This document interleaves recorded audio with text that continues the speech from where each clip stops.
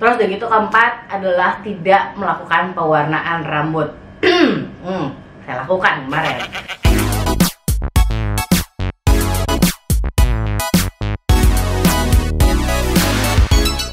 Hai, welcome back to Female Daily Natos YouTube channel bareng gue Ochel, dan ini masih dalam WFH series.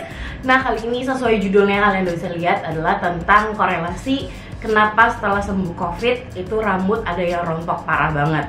Kebetulan gue juga ngalamin kemarin, dan kali ini gue penasaran juga kenapa banyak yang ngalamin. Akhirnya gue memutuskan untuk nanya dokter. Kali ini dokter narasumber gue adalah Dr. Arini Widodo, SPKK. Dokter ini juga ada pernah masuk juga ke videonya Female Daily. Nanti akan di link videonya ngebahas tentang permasalahan kulit gitu. Jadi kalau misalnya kalian pengen tahu penjelasannya apa korelasinya post COVID dan rambut rontok, please keep watching. Oke, gue akan langsung menjelaskan aja jawaban dokter kenapa sih rambutnya rontok gitu ya. Jadi pertama, kata dokter, rambut rontok itu disebabkan oleh demam tinggi yang kita alami saat terpapar COVID-19 gitu. Jadi pause-nya biasanya emang ada yang, kalau gue sendiri mengalaminya langsung direct rambutnya rontok parah banget.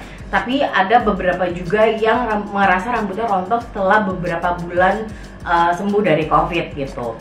Nah, ini tuh memang rambutnya kalau kata dokter itu masuknya ke dalam fase telogen effluvium gitu. Jadi emang effluvium. Nah, jadi memang kalau rambut itu ada cycle-nya. Gua akan kasih gambarnya aja biar kalian juga bisa baca. Jadi ada fasenya itu namanya anagen, katagen, dan telogen gitu. Jadi ketika kita terpapar stres dan demam yang tinggi saat sakit parah gitu, nah rambutnya akan langsung masuk ke fase si telogen tersebut. Oke, teori kedua yang diambil oleh Dr. Arini adalah ketika kita terpapar COVID-19 atau SARS-CoV-2, itu adalah terjadinya peradangan di dalam tubuh kita gitu. Nah, peradangan inilah yang merusak jaringan-jaringan dan juga kemungkinan terjadinya penyumbatan pembuluh darah gitu. Jadi gue pernah bahas juga di video tentang hair loss, itu kalau misalnya kita pijat kulit kepala kan memperlancar peredaran darah gitu. Dan itu bikin rambut lebih cepat tumbuhnya dan lebih subur. Nah, sedangkan kalau si SARS-CoV ini menyebabkan peradangan, jadinya menyumbat peredaran darah di kulit kepala kita. Selain itu ada juga faktornya dari obat-obatan yang kita konsumsi saat kita lagi pengobatan COVID gitu ya. Nah, obatnya itu yang disebutin sama dokter kemarin adalah hydroxychloroquine, akan ditulis aja karena pasti gue baca itu namanya, sama azithromycin gitu, dan obat-obatan yang lainnya. Jadi itu juga yang menyebabkan kerontokan di rambut kita saat setelah kita post COVID atau setelah sembuh COVID. Jadi ketika rambut rontok itu kalian juga harus tahu sih sebenarnya ini kira-kira rontoknya karena COVID itu sendiri, karena stres, karena kan kemarin di bulan Juni tuh emang angka COVID-nya tuh naik banget, yang meninggal juga banyak banget. Nah, itu kan juga bikin kita stres ya, apalagi ditambah dengan PPKM yang diperpanjang gitu. Jadi kemungkinan itu menjadi faktor tambahan kenapa rambut kita rontok. Terus tadi kan gue ada sebut ada yang fase pertumbuhan rambut, ada fase anagen, itu kan fase pertumbuhan rambut aktif, fase tolagen, fase rambut istirahat, dan juga fase tolagen. Nah, fase tolagen ini tuh biasanya bisa bertahan hingga 3 bulan. Nah, gue juga nanya ke dokter, apakah rambut rontok karena COVID ini berbahaya? Nah, menurut dokter ini tidak berbahaya gitu. Jadi rambut kita akan tetap kembali tumbuh dengan normal, cuma memang butuh waktu yang lebih panjang gitu ya. Nah, menurut dokter salah satu cara untuk mengurangi rambut rontoknya adalah kita harus mengurangi si stresor tersebut. Salah satunya adalah stres fisik dari kita gitu, misalkan dari pikiran atau dari badan kita. Nah, itu harus coba untuk dikurangi. Makanya kemarin kalau misalnya orang yang kena COVID kan selalu dibilang naikin imunnya gitu. Jadi memang harus dicoba. Emang susah untuk happy saat sakit gitu ya. Cuma memang harus dicoba melalui entertainment, misalkan kita nonton, lihat TikTok gitu, lihat hal-hal yang lucu untuk meningkatkan rasa happy tersebut dan mengurangi level stres di tubuh kita. Nah, terus dokter juga bilang kapan sih kira-kira kita perlu ke dokter atau mengobati si kerontokan ini? Nah sebelum kalian ke dokter duluan gitu ya, karena kan sekarang sebaiknya emang di rumah aja dan orang tuh menghindari ke rumah sakit gitu. Jadi menurut dokter selama 24 jam nih kalian siapin amplop, terus kalian masukin rambut-rambut rontok kalian yang ketemu gitu ya. Tadi selama 24 jam ini kalian masukin, terus kalian hitung deh tuh, kalau misalnya itu 50 sampai 100 itu normal sehari. Itu memang proses kerontokan rambut yang normal dialami setiap orang gitu. Cuman kalau misalnya dalam 24 jam dan ternyata lebih dari 100 helai, nah itu mungkin baru boleh langsung konsultasi ke dokter, bisa online mungkin, atau bisa langsung ke rumah sakit. Terus pertanyaan gue ke dokter, berapa lama sih rambut akan rontok setelah COVID-19? Nah menurut dokter, kerontokan yang terjadi akibat COVID-19 ini tuh bisa berlangsung beberapa minggu sampai beberapa bulan setelah infeksi. Dan kayak tadi gitu, rambutnya rontoknya dalam jumlah yang banyak dan biasanya itu kelihatan di hairline sini nih, di dekat jidat itu akan menipis. Nah cuma itu prosesnya memang beda-beda setiap orang, gimana cara kalian mengatur stress level kalian gitu. Ada juga yang kayak aku cuma seminggu rontok parahnya, terus begitu ini udah biasa lagi. Ada juga yang bisa sampai 6 dan 9 bulan. Pokoknya memang tips dari dokter, kalau misalnya rambut rontok, coba untuk mengurangi stress level kalian gitu. Jadi kalau misalnya kalian lagi stres banget, coba untuk di stres ya gitu, kayak tadi aku bilang, caranya dengan mencari hal-hal yang bikin kalian happy dan melupakan si stres tersebut. Oke, terus gue juga nanya sih ke dokter, nah selain menurunkan stress level, ada nggak sih hal-hal lain yang bisa kita lakukan untuk mengurangi efek rambut rontok setelah COVID-19? Nah ini dokter kasih beberapa poin.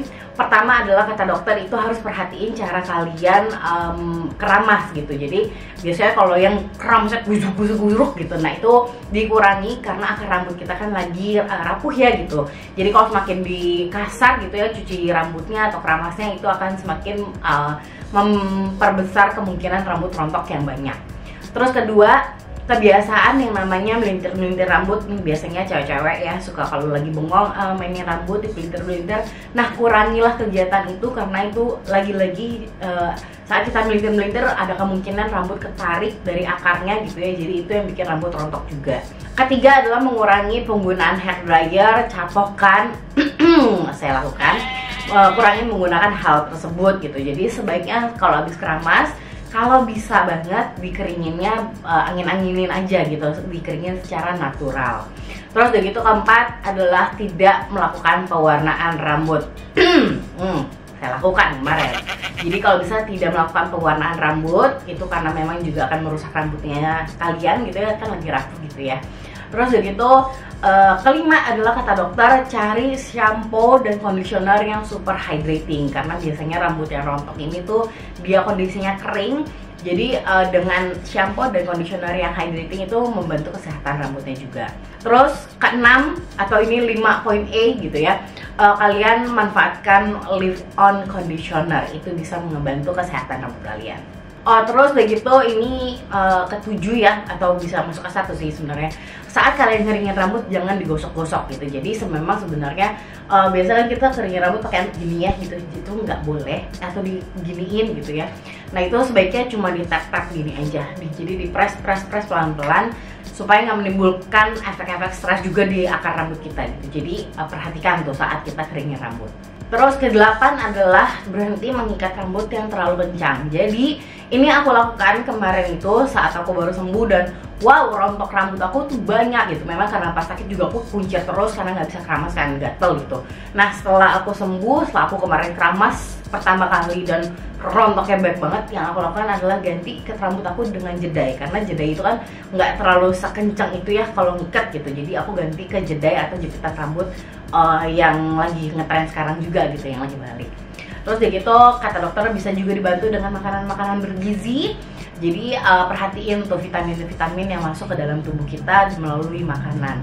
Terus perhatiin kalau misalnya kalian lagi nyisirnya itu pelan-pelan, jangan langsung tarik gitu aja, tapi bener smooth, pelan-pelan, baik banget. Nggak, tapi pelan-pelan tariknya. Terus kalau ada yang nyangkut, kalian pegang di sininya, di batang rambutnya, terus kalian sisir yang bagian kusutnya gitu. Kalau aku rekomendasiin pakai sisir yang kayak tangle teaser, karena kan dia punya batangnya tuh agak lemes gitu ya, agak nggak terlalu kaku, jadi ngikutin si rambutnya, dan itu mengurangi kemungkinan kerontokan tersebut. Terus terakhir kata dokter adalah hindari merokok atau kurangi merokok, karena rokok itu ternyata menyebabkan peradangan ke seluruh tubuh kita. Jadi itu juga yang bisa menjadi faktor penyebab rambut rontok kita semakin banyak. Oke, jadi itulah tadi pembahasan aku bareng dokter Arini mengenai kenapa sih rambut rontok setelah kita terpapar COVID-19 dan juga cara mengatasinya gitu ya. Jadi buat teman-teman jangan stres kalau ngeliat rambutnya. Aku tahu pasti stres lihat rambut rontok dan kaget gitu ya. Tapi again balik lagi ke yang dokter bilang, kurangi level stres kalian, itu yang bikin rambut semakin rontok. Terus perbaiki juga berarti pola hidup kalian. Makanan berarti emang harus bergizi ya, bukan cuma pas lagi COVID aja, tapi post COVID memang harus diperhatiin vitamin yang masuk ke dalam tubuh. Terus udah gitu perhatiin juga cara kalian merawat rambut. Nah itu aja sih dari aku. Semoga pembahasan ini membantu kalian ya yang lagi mengalami rambut rontok karena COVID, atau memang lagi punya permasalahan rambut rontok yang parah gitu. Terus kalau misalnya kalian sebenarnya Duka nggak ngerti kakak ngomong apa gitu, oke aku mau baca, bisa baca artikelnya ada di Female Lily, udah di up di minggu ini juga. Nanti akan aku tulis juga linknya, aku masukin linknya buat kalian baca semuanya gitu ya. Terus udah itu aja dari aku. Aku juga mau saya thank you ke dokter Arini sudah mau digangguin ditanya-tanya hal seperti ini, dan ini sangat insightful juga buat aku dan teman-teman lainnya hopefully ya yang mengalami permasalahan ini. Dan terakhir buat teman-teman yang lagi mengalami COVID-19 atau lagi masa proses penyembuhan, aku doain kalian semuanya cepat sembuh, cepat bisa kembali ke keluarga masing-masing, karena bisa isoman kan ya, bisa kembali ke keluarga, bisa ketemu lagi sama keluarga kalian. Pokoknya itu stay happy selama COVID, walaupun susah tapi dicoba untuk stay happy gitu ya. Jadi itu aja dari aku. Thank you guys for watching, see you guys next time, bye.